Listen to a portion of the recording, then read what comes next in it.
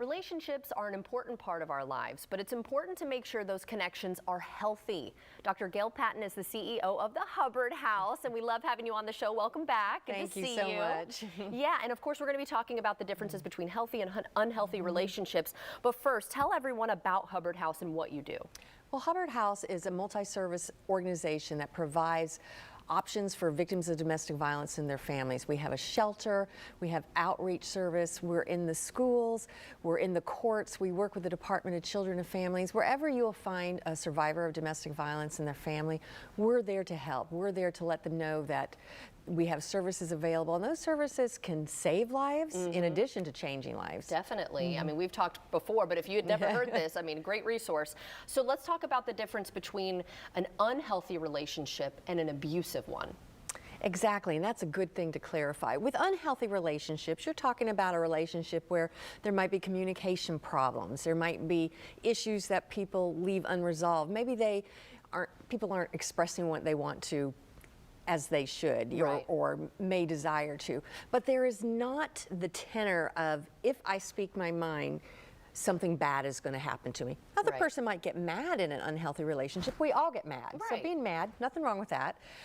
But with an abusive relationship, if a partner speaks those concerns, then they are afraid that they will be physically abused, they might be sexually abused, the children, the pets may be abused, so they tend to not speak because that becomes a safety measure for them. With an unhealthy relationship, if both parties are willing to work on it, they can move forward and do that because there isn't that overriding fear or threat of some type of violence. And that's a key difference. You can be in an unhealthy relationship and it not be abusive, but you can't be in an abusive relationship without it being unhealthy. Right. So let's say someone is in an unhealthy relationship. They're realizing this now. What steps should they be taking? Well, with an unhealthy relationship, I would try, speak to your partner, talk about those things that you would like to see improve. And if you get your partner's buy-in, always going to a counselor is a great idea.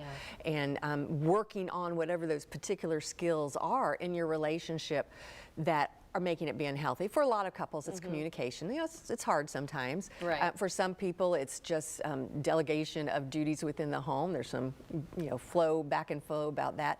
But those are things that can be resolved if both partner wants them to be resolved. And that's the big part. You want your partner to be on board with that because you can suggest it all day long, but right, but in an abusive relationship, you absolutely would not go to couples counseling. And you mention it probably. And in fact, an abusive partner will say, we need to go to couples counseling.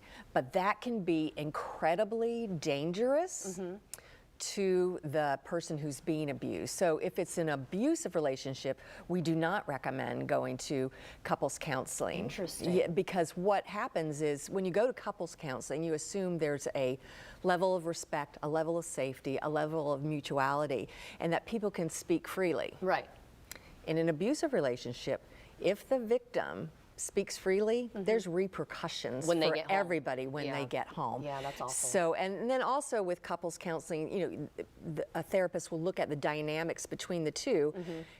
But in abuse, there's only one person who's responsible for that abuse, and that's the abuser. And that needs to be addressed. It's not a couple's problem, it's an abusive problem. So that's a very fine distinction, but I like to say that because I don't want anybody who's in an abusive relationship to think couples counseling is for them, because that could be very, very dangerous. Okay, good to know. Now, if someone is in an abusive relationship, or we know someone that, or we think that they're in one, what would you say that we can do to help maybe?